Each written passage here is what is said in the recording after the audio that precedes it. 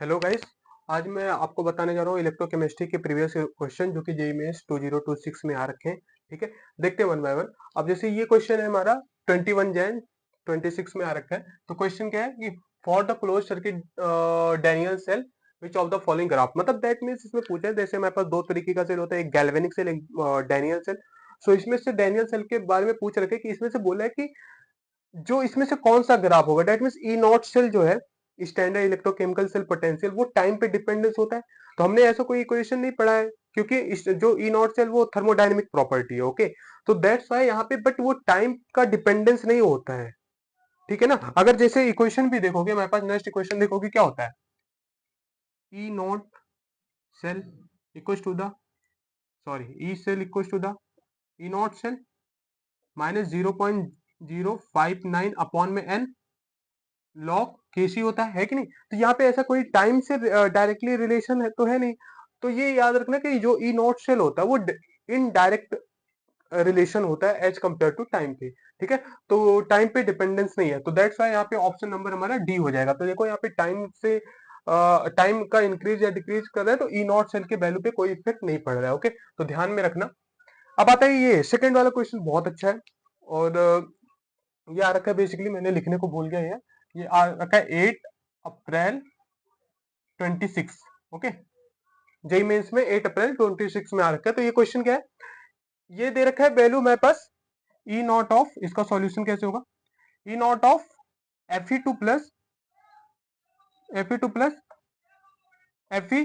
तो इसको कैसे लिखोगे, हमारे पास Fe, ठीक है, 2 प्लस, यहाँ पे अगर 2 इलेक्ट्रॉन ऐड करोगे तो क्या होगा, ये Fe सॉलिड बनेगा। इसको और इसका वैल्यू क्या दे रखा है इन्होंने, एक्स वोल्ट। ओके, एज्यूम किया है कि इसका जो वैल्यू है ये इक्वेशन 1 है और ये क्या है, एक्स वोल्ट है। Okay, just assume. दूसरा इक्वेशन क्या है हमारे पास, दूसरा वाला Fe3 प्लस से Fe2 प्लस जा रहा है, that mean Fe3 plus plus 3 electron goes to Fe। और ये हमारा क्या इक्वेशन नंबर सेकंड है, और इसमें जो वैल्यू दे रखा है वाई दे रखा है। बट यहाँ पे फैक्टर क्या था, और हमें चाहिए क्या, हमें ये वाला रिक्वायर्ड इक्वेशन है। रिक्वायर्ड इक्वेशन क्या भाई, रिक्वायर्ड रिक्वायर्ड इक्वेशन है हमारे पास Fe 2 प्लस होगा यहाँ पे। ओके, सॉरी, हाँ, Fe3 प्लस, अगर इसमें एक इलेक्ट्रॉन ऐड करोगे तो ये क्या बन जाएगा, Fe3 बन जाएगा, Fe2 प्लस बन जाएगा।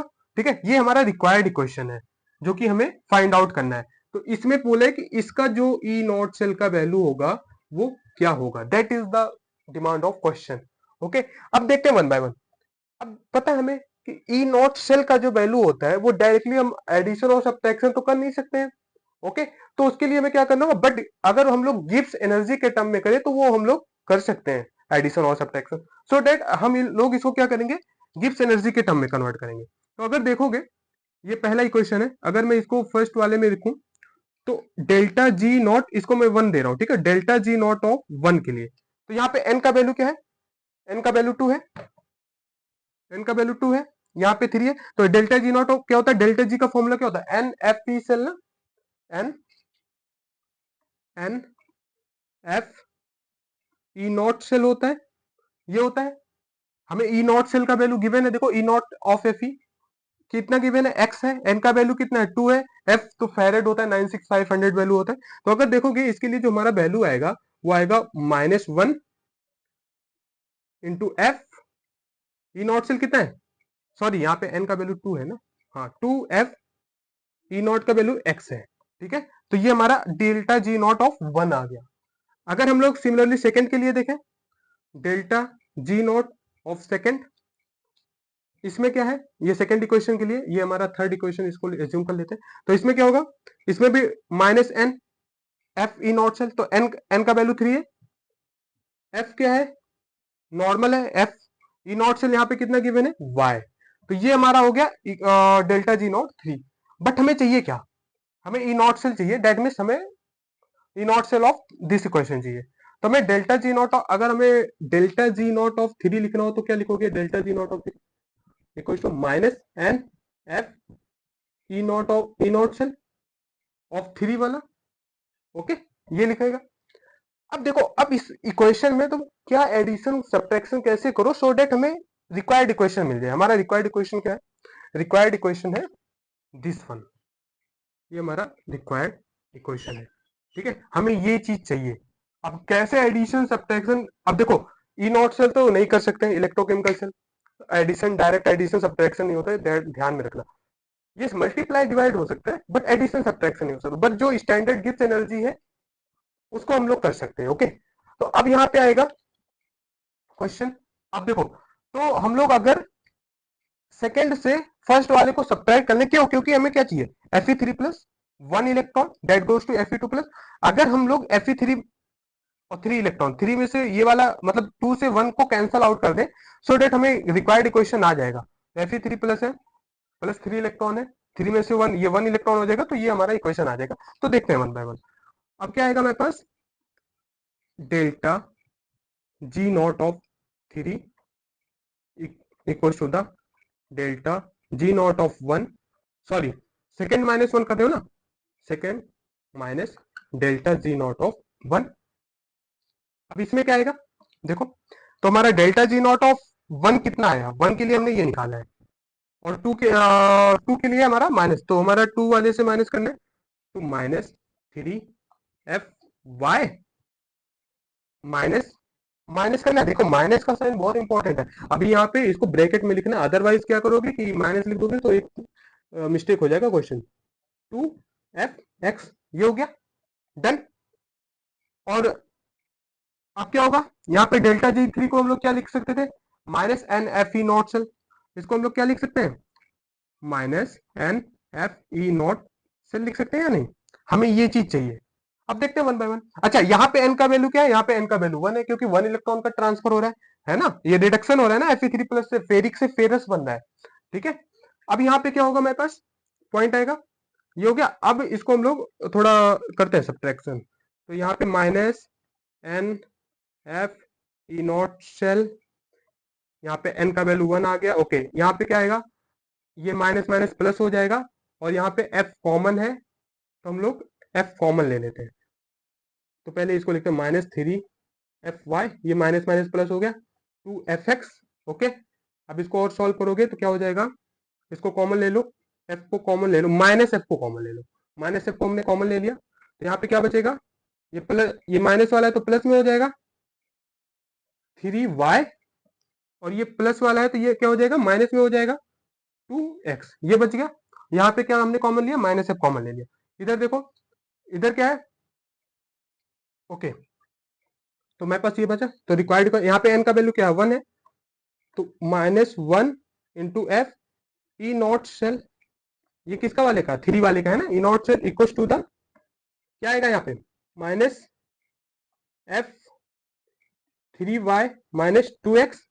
ठीक है, ये माइनस एफ से माइनस एफ कैंसल आउट हो गया, तो मेरे पास ई नॉट सेल का वैल्यू क्या आ गया? 3y -2x। अब देख लो कौन सा इक्वेशन मैच कर रहा है, और यस आ रहा है कैमरे में। इसको क्या करना है? ऑप्शन को कमेंट करना है। ठीक है, कौन सा ऑप्शन होगा मैंने सॉल्व कर दिया, बस आपको ऑप्शन को कमेंट करना है। ओके, और ये क्वेश्चन बहुत इंपॉर्टेंट है, अच्छा क्वेश्चन है, that type of question generally asked in the examination. Okay, अब हम लोग नेक्स्ट क्वेश्चन पे मूव करते हैं। 23 जैन में आ रखा है, 26 में। अब इसमें क्या बोला है? In the given electrochemical cell silver, A G C L, ferrous chloride और फेरिक क्लोराइड। फेरस और फेरिक क्लोराइड क्या होता है? अगर आयरन पे +2 ऑक्सीडेशन स्टेट है दैट इज कॉल्ड फेरस, अगर +3 है that is called ferric. Okay, तो यहाँ पे क्या होगा? बट यहाँ पे ना सबसे इंपॉर्टेंट पार्ट है फेज। ये जो फेज दे रखा है ये बहुत इंपॉर्टेंट है, इससे डिटरमिन करोगे कि आगे का इक्वेशन कैसे बनेगा। तो जो हमारा ये है silver solid A G C L solid, that means ये डिसोसिएट नहीं हो रहा है सिल्वर सॉलिड वाला।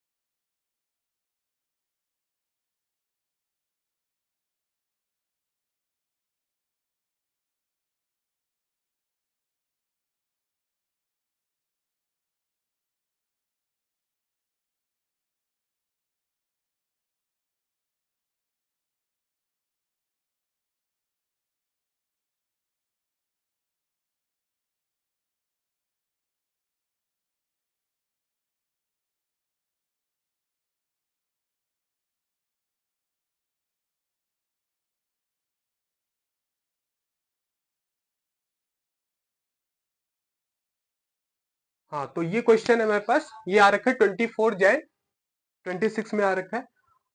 अब देखो ये question based on the data given below, ये ई नॉट सेल का वैल्यू दे रखा है, ठीक है। Electrochemical standard electrochemical reduction potential दे रखा है बेसिकली। क्रोमियम के लिए दे रखा है 1.33 वोल्ट, क्लोरीन के 1.36, इसके लिए मैग्नीज के लिए Mn 1.51 और क्रोमियम +3 के लिए हमारे पास दे रखा है 0.74 माइनस। तो अब ये बेसिकली ये बहुत इंपॉर्टेंट टॉपिक है, क्यों? क्योंकि ये दो चैप्टर में है। पहला रिडॉक्स में भी है, ई नॉट सेल का वैल्यू देके कंपेयर कराता है, पूछता कौन सा स्ट्रॉन्ग रिड्यूसिंग एजेंट है, ऑक्सीडाइजिंग एजेंट है, किसका रिड्यूसिंग पावर ज्यादा होगा या ऑक्सीडाइजिंग पावर ज्यादा होगा।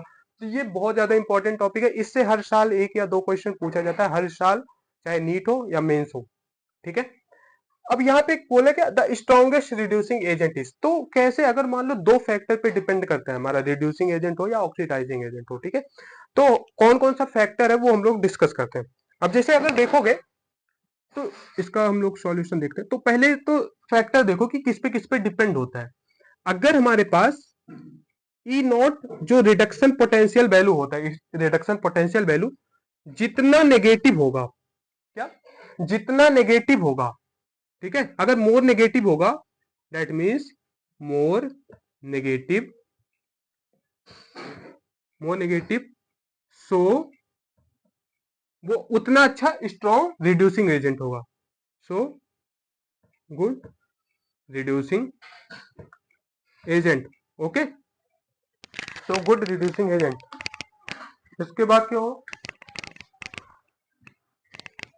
इसके बाद क्या होगा, यहाँ पे उतना अच्छा रिड्यूसिंग एजेंट होगा। फिर देन फॉलोड बाय क्या होगा, यहाँ पे हमारा रिड्यूसिंग एजेंट हो गया, और पहला फैक्टर तो ये होता है। दूसरा फैक्टर क्या होता है, ऑक्सीडाइजिंग, ऑक्सीडेशन स्टेट। अब रिड्यूसिंग एजेंट क्या होता है, रिड्यूसिंग एजेंट क्या होता है, जो दूसरे को रिड्यूस करे और खुद क्या हो, ऑक्सीडाइज हो, वो रिड्यूसिंग एजेंट होता है। ऑक्सीडाइजिंग एजेंट क्या होता है, दूसरे को ऑक्सीडाइज करे, खुद रिड्यूस हो, ठीक है ना। तो अब यहाँ पे क्या होगा, पहला पॉइंट, रिड्यूसिंग एजेंट क्या होता है, दूसरे को रिड्यूस करे, खुद ऑक्सीडाइज हो, और ऐसे ऑक्सीडाइजिंग एजेंट जस्ट इसका रिवर्स हो जाता है, ठीक है।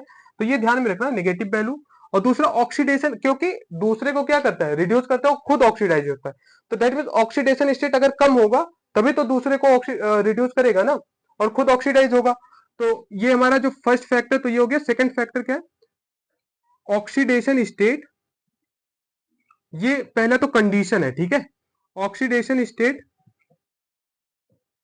Should be low, oxidation state क्या होना चाहिए, कम होना चाहिए, ठीक है। तो ये दो कंडीशन है, ध्यान में रखना। और ऐसा ऑक्सीडाइजिंग एजेंट के लिए भी इसका जस्ट रिवर्स हो जाएगा, ठीक है, तो इसको लिख लेना। और दूसरा फैक्टर क्या होता है मेरे पास, जो ई रिडक्शन का वैल्यू होता है ना, ई रिडक्शन का, ई नॉट ऑफ रिडक्शन का, जैसे सपोज करो यहाँ पे हमारे पास let's assume chromium Cr O72 - Cr3+ के लिए दे रखा है 1.33 वोल्ट।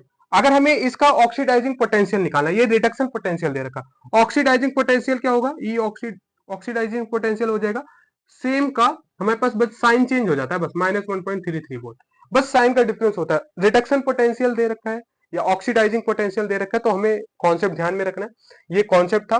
ऑक्सीडाइजिंग पोटेंशियल, इसके बेसिस पे और 3-4 क्वेश्चन थे, बट लैक ऑफ टाइम या स्पेस की वजह से मैंने नहीं लिखा है, ठीक है, बाकी क्वेश्चंस कर लेना।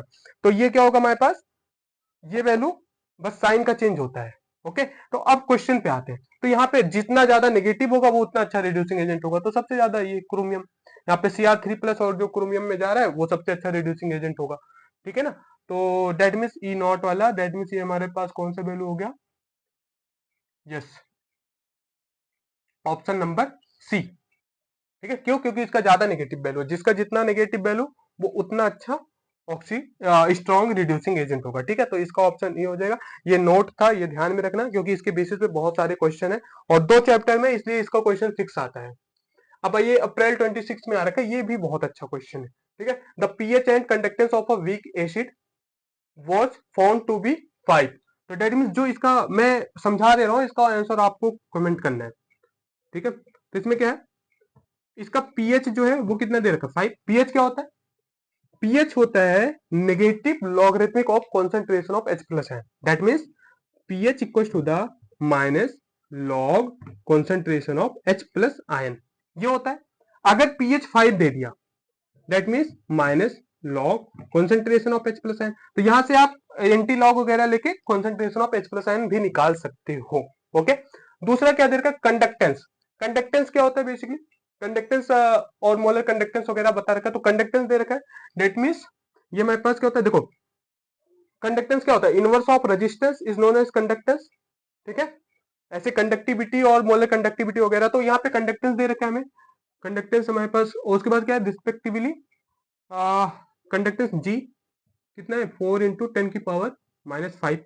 ठीक है, ये दे रखा है। was found to be, ठीक है, respectively the conductance was measured under the standard condition cell where electrode plate having surface of 1 cm इसका। तो इसका जो surface है 1 cm इसका, ओके, वो at a distance of 15 cm apart the value, मतलब जो वहां पे सेल कांस्टेंट एक तरीके से है ना, उसका जो सेंटीमीटर इलेक्ट्रोड के बीच में वो 15 सेंटीमीटर दे रखा है distance apart the value of limiting molar conductivity. That means हमें क्या फाइंड करना है, पाई एम नॉट।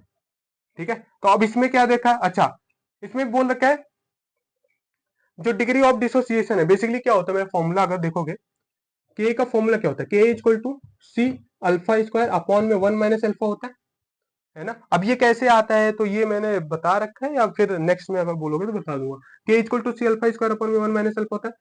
अब यहाँ पे कंडीशन दे रखा है, जनरली ये ध्यान में होता है, जो डिग्री ऑफ डिसोसिएशन होता है फॉर वीक इलेक्ट्रोलाइट। स्ट्रॉन्ग के लिए तो कंप्लीट डिसोसिएशन हो जाता है बेसिकली, बट स्ट्रॉन्ग इलेक्ट्रोलाइट के लिए क्या होता है, बहुत कम डिसोसिएशन हो जाता है। तो कंडीशन क्या दे रखा है, alpha is very very less than 1, so that ये हमारा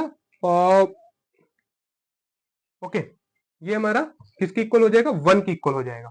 ठीक है, तो that means K equal to C alpha square, यहां से आप अल्फा की वैल्यू निकाल सकते हो। ओके, और क्या है हमारे पास, जो के का एक और फॉर्मूला होता है, दैट मीन्स अल्फा का, वो क्या होता है, पाई एम अपॉन में pi M naught, limiting molar conductivity divided by limiting molar conductivity. तो ये सारे कॉन्सेप्ट का यूज करके ये क्वेश्चन को सॉल्व करना और इसका आंसर कमेंट में बोलना।